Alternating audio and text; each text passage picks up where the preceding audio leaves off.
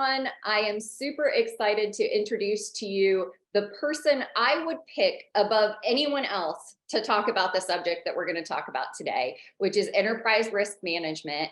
I'd love to introduce you to my friend Shawn Tebben, and I'm going to have her tell you just a little bit about herself first, her education, her career path, her excellent background, and then one fun fact about herself too. We're going to put her on the spot here. So Shawn, take it away. Thanks, Joe. No pressure on the whole intro thing at all there. Thanks a lot for that. This would be easy, right? So my background, I guess from an education perspective, my background would be that I graduated with a degree in accounting from the University of Minnesota. Go Gophers, that's our mascot. And I pursued that from the moment I started college. So I was planning to get an accounting degree, and that's what I ended up getting.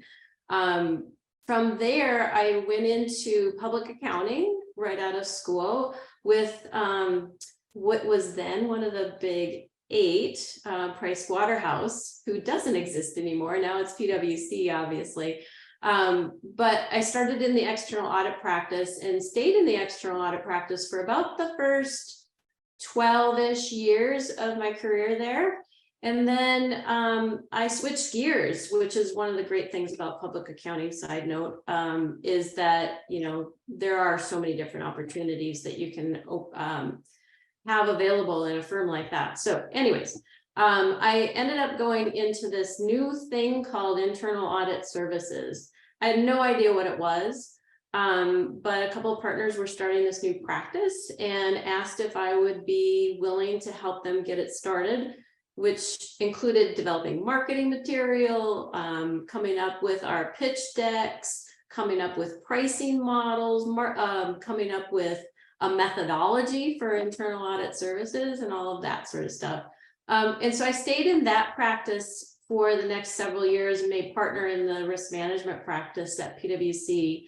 And then I took my career outside of PwC, which is kind of weird for a partner, but I left the firm and joined a global manufacturing company that what my opportunity was to run their global internal audit program and their enterprise risk management program. So I was super excited about that because I wanted to be on the other side of the table of this whole ERM world, which I failed to mention started when I was at PwC.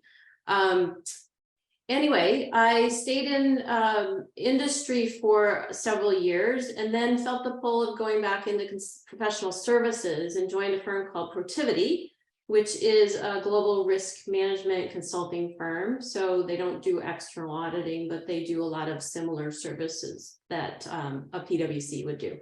And in that organization, my role was actually running the enterprise risk management practice in the US for Protiviti. So I can share a little bit more about that.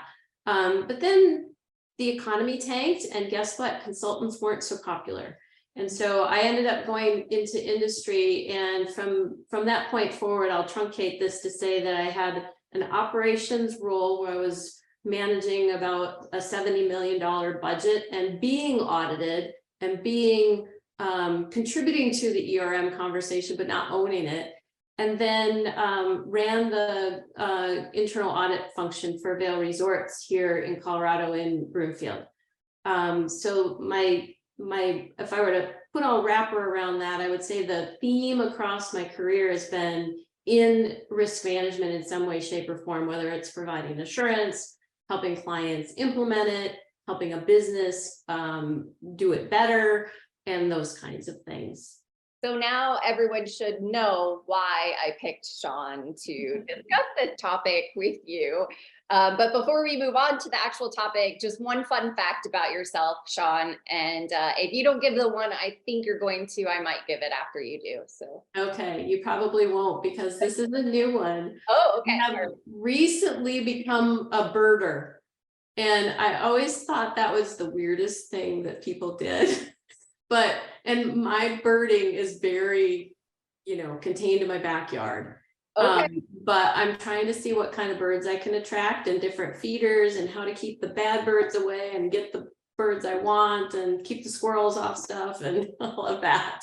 Like it. Well, and Shawn recently retired. And my fun fact was going to be that I took over this internal audit class from Shawn. So she is obviously an expert at all the topics that you guys are learning this semester. So that's my fun fact, is that she retired and I get to fill her very big shoes. So okay, we must talk about the topic at hand, which is ERM. And one of the assignments that the students do is to explain to kind of an outsider or somebody not in our world what ERM is. And so I thought it would be fun while they're doing that on their own. Shawn, could you just give them a hint of how you would explain ERM to somebody? I will give it a try. It's not easy. So if it takes you a few tries, students, just keep at it because it's not easy. But I like to think of it as a way for organizations to cast a really wide net across their entire business and identify what risks really matter to the business's ability to succeed in whatever objectives and strategic planning that they've set out for the company. So casting that really wide net, which is great, but now you've got this giant bucket of stuff and you want that to go into a funnel. And the funnel is about prioritizing those so that that management can focus on the most important ones. And then from there, evaluate whether those risks are being managed and mitigated in a way that will help the company actually succeed. So maybe you can think about it a little bit like if you're going on a trip to a foreign country, and you need to think about what are kind of some of the things that are risks and opportunities, because there's an upside and a downside. But what are the risks and opportunities that you need to be mindful of in going to that foreign country, maybe a place you've never been, and how you're going to prioritize which ones really matter, like maybe keeping your wallet and staying safe physically. How are you going to manage those risks so that you minimize them to a level you can live with, but still have fun? I love it. Now I want to go on vacation. Thanks, Shawn. So you mentioned, obviously, this sounds like a fantastic thing for organizations to have. So can you tell us, just from your time, especially I think at Protiviti, how many organizations already have an ERM program, given that a lot of the work you did would come in as a consultant and help with maybe build that program? So can you talk to us a little bit about how many have it and what it takes to implement one? Yeah, that's a really big question. We'll say that first. Sure. And I think the thing to recognize about companies, whether it's a for-profit or a not-for-profit, public, private, all of them are managing risks in some way, shape, or form. It may not be explicit. So what ERM is about is making that more of an explicit part of the organization and making that part of people's responsibilities to be sensing where the risks are and mitigating them effectively if they're in their area or in a related area. So I would say all companies have some degree of risk management going on. And most would say, well, we do manage our risks enterprise-wide, but it's done in oftentimes a more ad hoc way. And I will also say companies have been talking about implementing ERM for as long as I've been at this, which is, back in the 80s and 90s, so long time. And so it's still a challenge for organizations, but when companies are doing it well, let me say it differently. Companies that tend to have these programs throughout their industry would be like financial services, especially in the banking sector, because they're required to.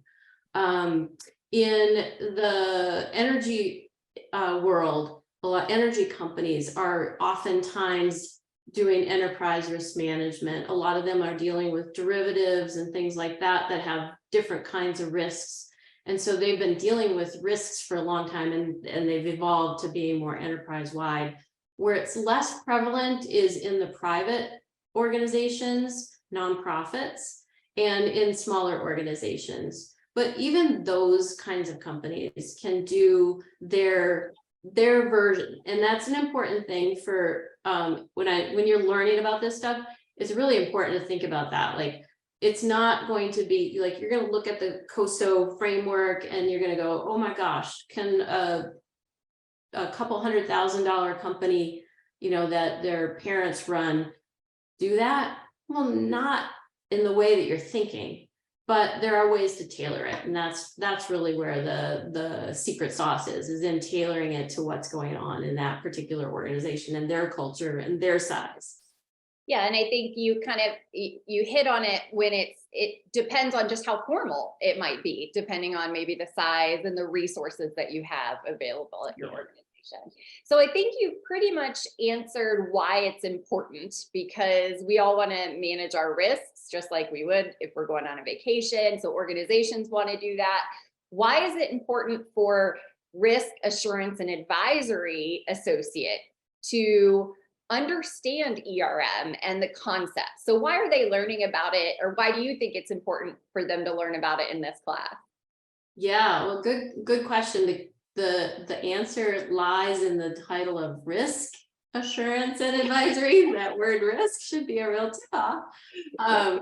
But in all seriousness, as an internal audit function, as part of an internal audit function, everybody in that group is in a position to help management identify risks that maybe they aren't noticing, or that have changed and they didn't notice that they changed as much. So everything that we do as auditors in providing assurance is around identifying and prioritizing risks for our own work. So we're in the really great position to help our organizations either start or evolve their enterprise risk management programs. One of the things I always strived for when I was running internal audit functions was I didn't want to have like these two separate risk assessments where there's the enterprise risk assessment that's for the ERM program, and then internal audit does its own thing. We should be taking that same information and being able to understand it, interpret it, and then translate it into how it affects our internal audit plan. On the advice, so that's sort of on the assurance side of things. On the advisory side, ERM doesn't have to be done only at the enterprise-wide level. Some companies start in a particular department and then expand it from there. So we might be advising a part of the organization on how to better identify, prioritize, and manage their risks. So that's a little slice of why it matters to a risk assurance and advisory associate. I like it. I mean, basically, it is the backbone of what we are looking at organizations. I mean, our work is risk-based for a reason. So, and we're going to talk a little bit more in another video about how risk assurance and advisory can actually take the ERM program and make that into their own internal audit risk assessment kind of planning for the year. So more on that to come, definitely.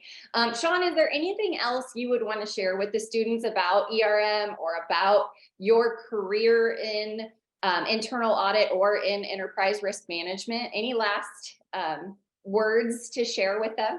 Yeah, I think the one thing that took me a long time to recognize in my career, and I hope that by sharing it becomes obvious. It's really obvious once I say it out loud.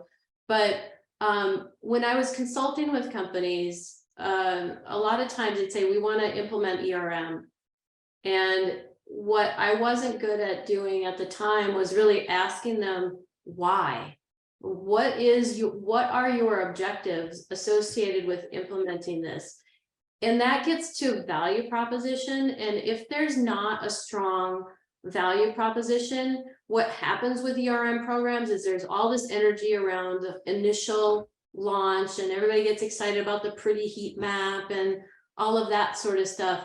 And then it just dies a very slow, sad death because there wasn't a real solid reason. And the reasons that I remember standing out the most were things like having a common risk language across our organization, having fewer surprises that catch us off guard and cost us a lot of money, and are things that in hindsight were super obvious that if we had just been thinking about the risks, we would have managed them better. Yeah, that's such a great point. Not just to implement it to say we implemented it, or the shiny new toy or system that then everybody hates spending time on outside of their real job, right? So Yeah. you want it back.